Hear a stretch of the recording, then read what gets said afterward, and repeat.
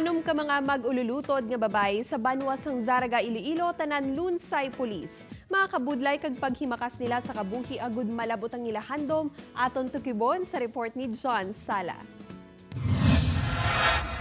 Kung may pulis sa isa ka pamilya, isa ini kakadungganan. Apang ang mag-asawa nga sa ni Crispin kag Clemencia Guelo sa barangay Paho, Zaraga, Iloilo, hindi lang isa. Duha o kung tatlo kundi anom sa ilang mga kabataan nga lunsay mga babayi pa ang nagapangalagad sa karon bilang mga pulis. Isa man sa amon accomplishment siguro sa kabuhi.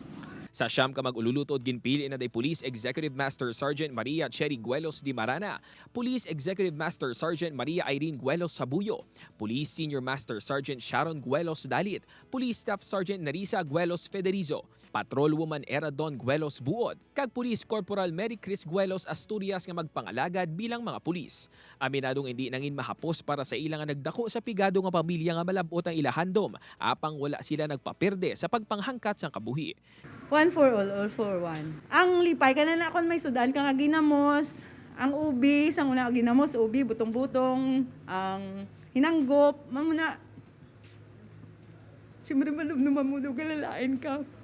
Hamba ko hindi ko magibi.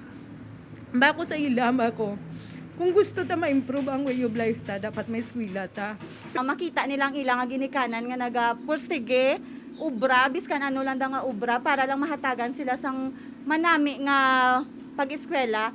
Dapat hindi sila magdulaan sang paglaom, kay kung ano man subong ang kabudlay nga ila gina-experience, sir, kung mapursige lang sila sa ilang nga kabuhi, makamit ginilang ilang mga dreams. Ang duwa gani ka mga bata sang subang nga si Police Executive Master Sergeant Di Marana ang nagsunod man sa ila, kag sa karon mga pulis naman. Suno sa ila ginikanan wala gid sila maglaom nga malabot ang ila mga handom sa kabuhi.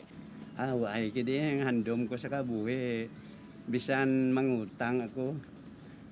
Nga basta mapatapos ko lang kabataan ko, nagamantinel ako ka mga lost clothes kang akon mga parente. Way ako inugbakal ka biste ko mo daw kulang para gilan sa kabataan ko ang ako nakita.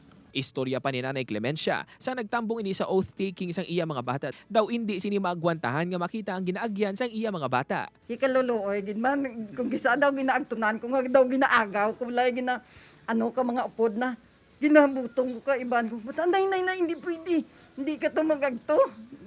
Nagakadlaw lang ko. Mensahe sang pamilya Guelos sa mga kasubong nila nga hindi nangin mahapos ang kabuhi. Ako sang una, hamba ko kay tatay. Tay, kung wala ako nag-eskwela siguro hasta subong, ubra ko sa tramnan, init kaguran, di ba, budlay-budlay.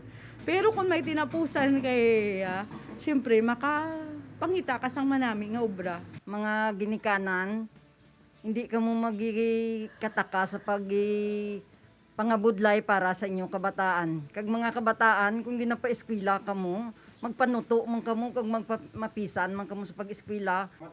Upod kay Cirilo Rinduque, John Sala, Buana, Western Visayas.